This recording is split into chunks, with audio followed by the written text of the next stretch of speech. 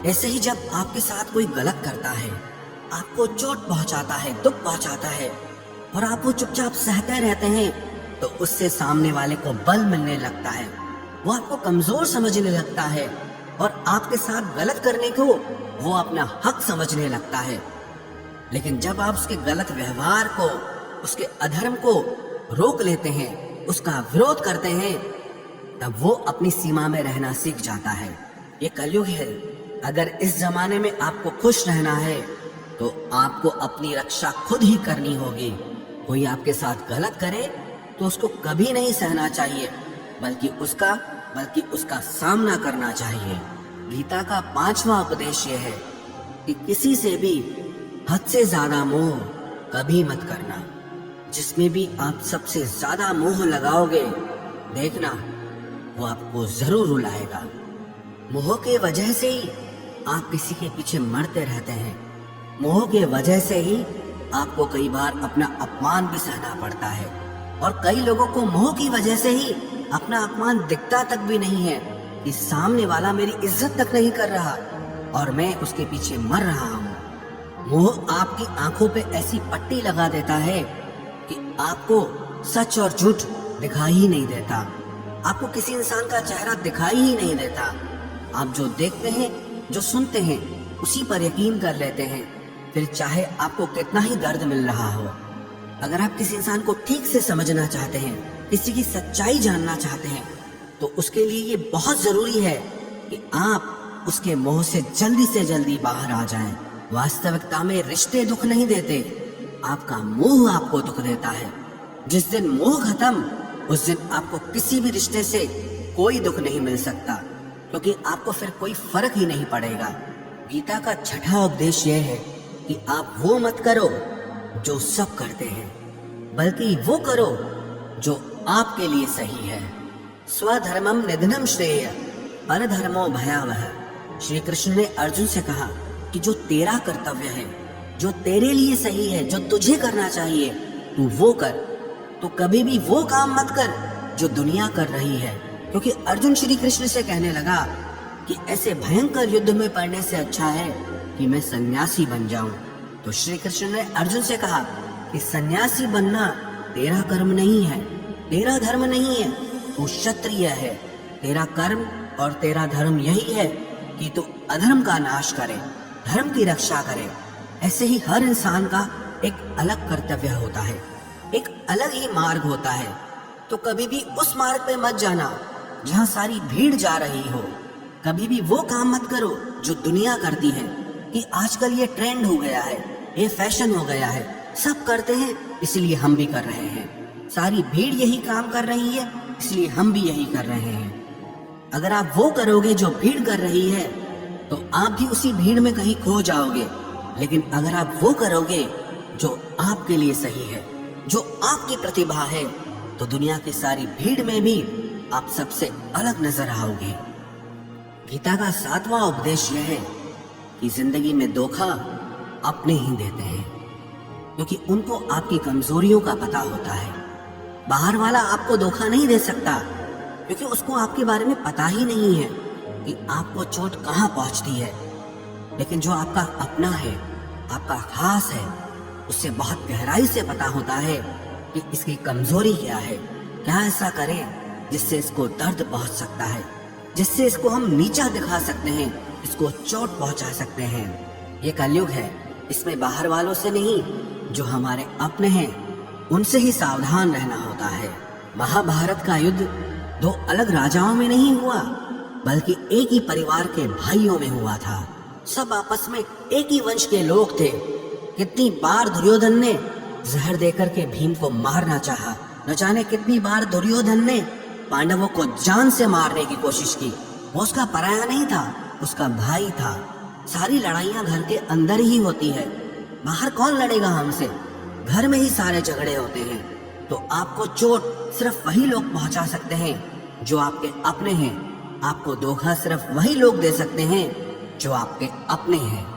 गीता का 8वां उपदेश यह है, जो इंसान अपनी रक्षा खुद नहीं कर सकता, उसकी रक्षा भगवान भी नहीं कर सकते।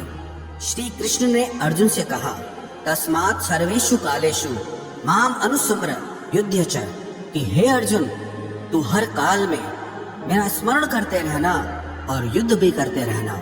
अर्जुन ने श्री कृष्ण से पूछा कि ये युद्ध तो कुछ दिनों में समाप्त हो जाएगा, लेकिन आप कह रहे हैं कि तू हमेशा मेरा स्मरण करता रहे और युद्ध करते रहना। हमेशा युद्ध करने का क्या मतलब है?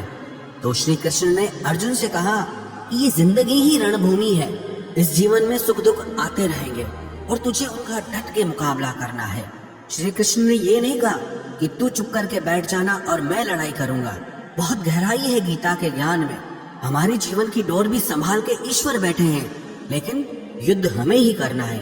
ईश्वर को याद करना है कि हे ईश्वर, मुझे शक्ति देना, मुझे समझ देना, मुझे बुद्धि देना, ताकि मैं अपनी जिंदगी की सारी लड़ाइयां जीत सकूं, मैं जिंदगी में सही मार्ग पे चल सकूं।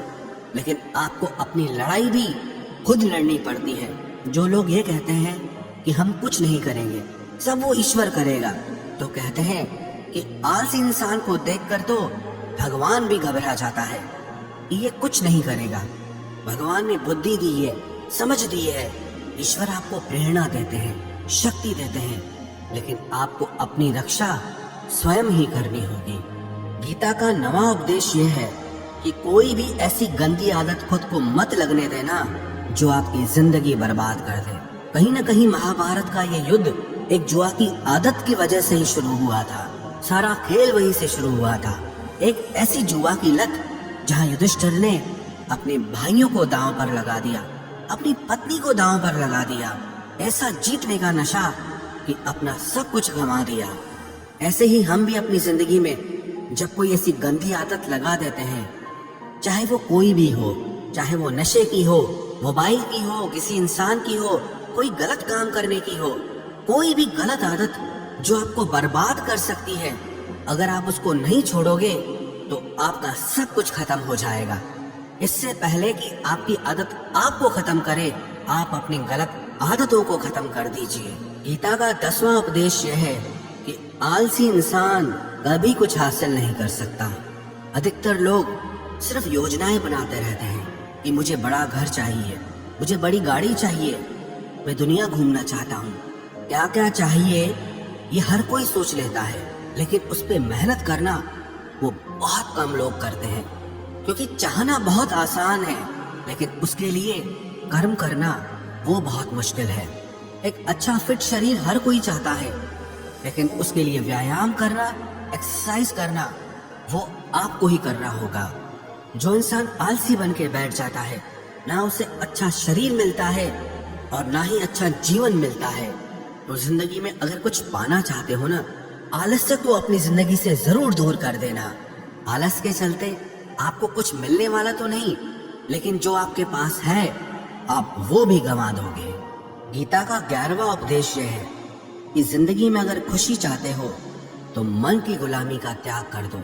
कई लोग कहते हैं कि हम करना तो बहुत कुछ चाहते हैं, लेकिन कुछ कर नहीं पाते।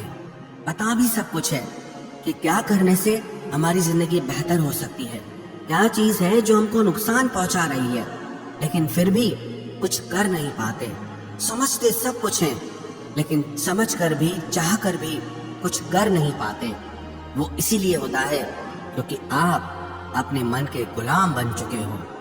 अरे लोग तो अपनी जीभ का स्वाद तक नहीं छोड़ पाते, फिर कहते हैं कि हम पतले नहीं हो पाते हैं, फिट नहीं हो पाते हैं, सक्सेस नहीं मिल रही है। क्योंकि जो आपको करना चाहिए आप वो करते नहीं हैं। आपका मन सब कुछ समझ कर भी आपको वो करने नहीं देता। इसलिए जिंदगी में अगर आगे बढ़ना है, मन से चलना छोड़ दो। जो आपके लिए सही है वो आपको करना ही पड़ेगा। गीता का 12वां उपदेश यह है कि जो आपका है वो आपको मिलकर ही रहेगा, और जो आपको नहीं मिला है उसके लिए रोना छोड़ दो। आप जिसके लिए जितना रोओगे वो चीज आपसे उतना दूर जाएगी, और जो चीज सच में आपकी है वो कहीं ना कहीं से आपके पास जरूर पहुंच जाएगी। इसलिए जो आपको जिंदगी में हासिल नहीं हो रहा या हासिल नहीं हुआ, उसका पछतावा करना, उसके लिए रोना आप बिल्कुल बंद कर दो। गीता का 13वां उपदेश ये है कि आप संसार से जितना प्रेम लगाओगे उतना ही जीवन में दुख और पीड़ा का अनुभव करोगे।